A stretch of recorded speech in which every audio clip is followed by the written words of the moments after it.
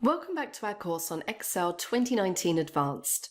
It's time now for exercise 1, and in exercise 1 I want you to set up a very straightforward John's birthday, Jane's birthday pair here. I'd like you to make a few improvements to the version that you saw during the previous section though.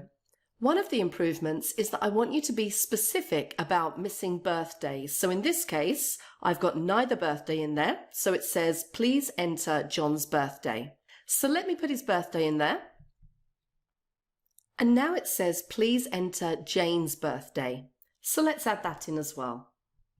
We've got both now, and I have the question, are they twins? Let me change John's birthday. And now it says John's birthday is 373 days later than Jane's birthday. And obviously, if I made Jane's birthday later, it would be able to cope with that in days as well. Now that's basically it with exercise 1, but I would like to go back to a point I made earlier in the course. When we're talking about difference in years, months and days, and I made the point that sometimes when you're doing these calculations, you need to address issues like whether a particular date is earlier or later in the month than another date.